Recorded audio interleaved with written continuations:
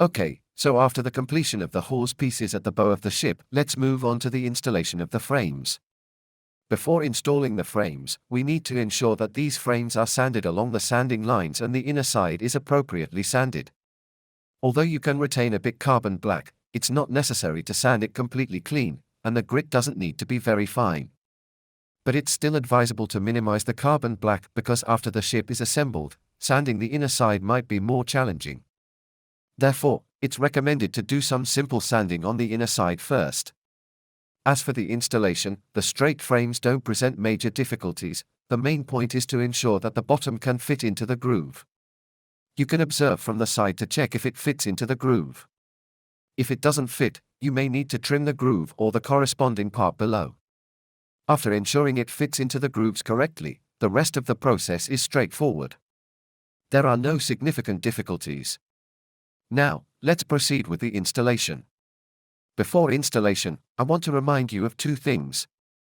First, try to sand the outer side to ensure it's in good shape. If the outer side isn't sanded properly, it may affect the fitting on the ship's platform. So, it's important to sand the outer side properly.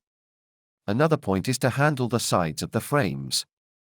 If there are any glue marks or carbon black, try to sand them off because it might be challenging to address them later, especially in the middle of the gap. Of course, in many places, it might be just 1 mm, so it's not very noticeable, but if you have high standards, it's better to handle this in advance. Additionally, it's advisable to use wood glue to ensure overall strength when gluing the frames. Alright, so now all the frames are installed. During the installation, pay attention that you should use spacers between the frames. The spacer thickness is typically 1 mm.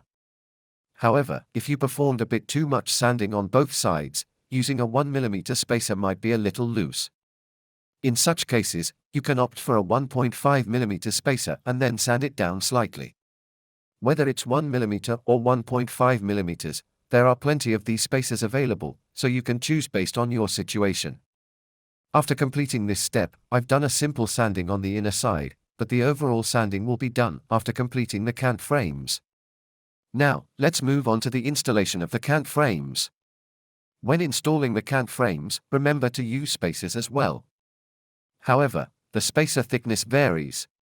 Depending on the situation, you can use 1.5 mm or 2 mm spacers and then sand them down. These strips should also be available in the kit. Another point to note is the bottom part. You might need to sand it slightly. The exact amount of sanding and how to do it will become clearer when you place it on the ship because if you don't sand the bottom, it may result in a slightly thicker section, causing pressure on the spaces between the front or back frames. Therefore, you may need to do some minor sanding on the bottom. That's basically the process. Now, let me briefly explain the order of installation. For the bow, start from X1 to X8, and for the stern, start from Y1 to Y8. It follows an inside to outside sequence. Okay, so now the cant frames are already installed. When installing the cant frames, pay attention to adding spacer blocks in the middle. The thickness of these spacer blocks can range from 1.5 to 2 mm. Depending on the width of each frame, you can choose a spacer block that fits well and insert it. Additionally, I've also installed the hawse pieces. To install these, you can do it after installing the rear frame of the Y8 pair. The hawse pieces are placed on the outer side and the front frame of Y8 pair is already on the hawse pieces. Assemble it and achieve a smooth external and internal appearance.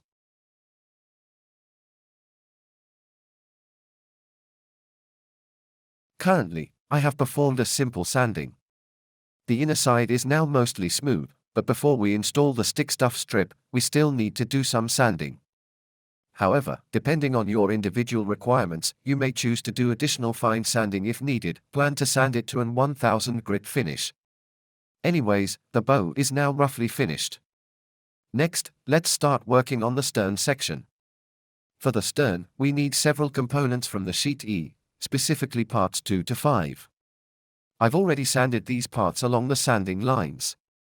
You can see there is a sanding line on the inner side, and you can follow it for sanding.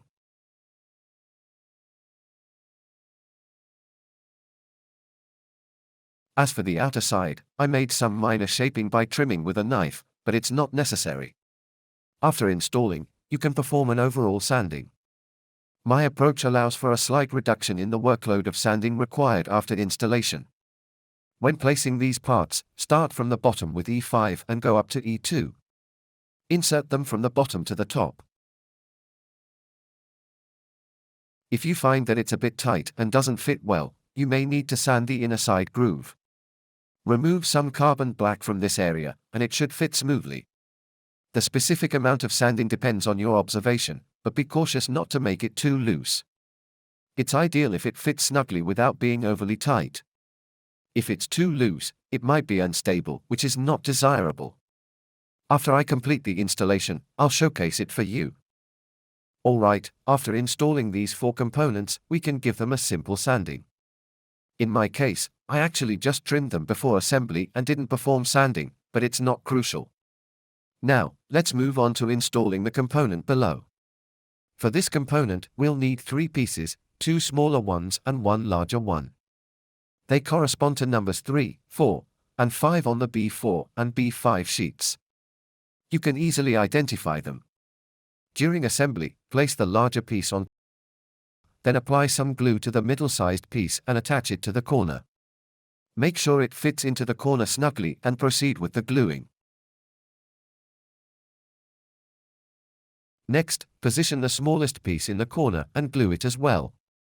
We'll then proceed to sand the bottom edge, which we'll do shortly after the gluing. Alright, so now we've successfully glued this component and it looks something like this. However, when we place it in position, we notice there is a triangular gap between it and the final cant frame Y8. Therefore, the next step is to sand it and eliminate this gap, ensuring a better fit with Y8. After a brief sanding, both on the top and the sides, it now adheres well to the final cant frame. The top surface fits nicely, and for the external side, you might need to make slight adjustments to ensure it fits snugly against the inner side of the stern post. Also, make sure it sits flat at the bottom, right here. It can sit flat on here. Now, we can proceed to sand the external and internal sides. For the external side, a simple shaping should be enough, as a comprehensive sanding will be done later. This preliminary shaping saves effort and ensures smoother progress in the subsequent sanding. For the internal side, focus on refining the triangular area, smoothing it out. I'll give you an idea of the component's appearance after sanding. Okay, so now, this component is basically sanded. We've done some sanding on the internal side and a rough sanding on the external side. In terms of shape, it looks something like this for reference. Now, when we place it on, we can see that the rear side fits well with the final cant frame Y8. For the internal side, you can leave a bit less margin if you've already done fine sanding. In my case, as I need to do another round of sanding, I've left a bit more margin, approximately like this. Repeat the same process for the other side, and then we can proceed to glue it. Alright, let me show you the final result. After completing this part, the stern looks something like this. I've done some basic sanding here, however, a more detailed sanding will be done when removing from the platform entirely. Both the top and the bottom will need overall sanding. I've only done some rough shaping here, approximately like this. Additionally, I've done some sanding on the internal side, but further sanding can be done before attaching the thick stuff. However, I've already achieved a relatively smooth surface here. So, this is generally it. Alright, now let's discuss the making of the uppermost part of the transoms. First, you need to remove the template from the plywood sheet. The template consists of 1 C1 and 3 C2 parts. You should be able to find 2 sets of parts to assemble this template, a total of 6 C2 and 2 C1 parts.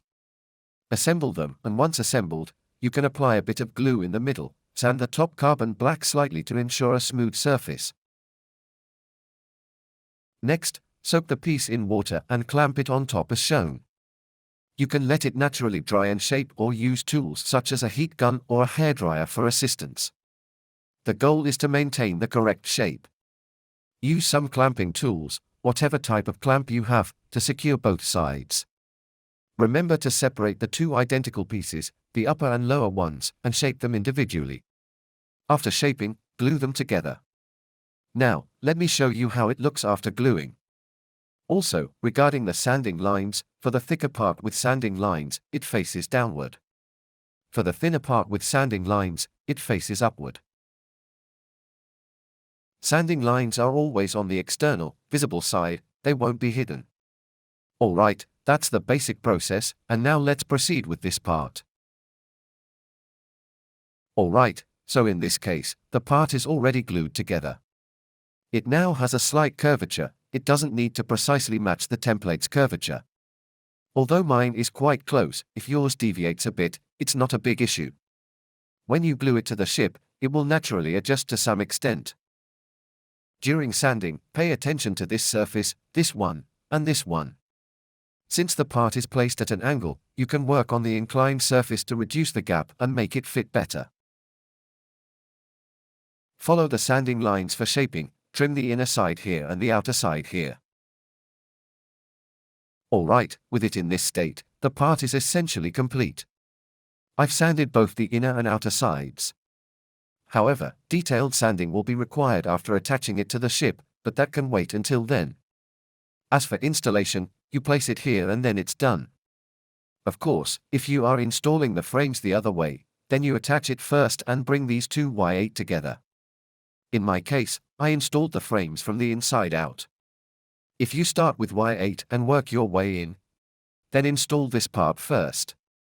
Regardless of the installation sequence, the key is to secure it in place, apply glue, and finally adhere it here.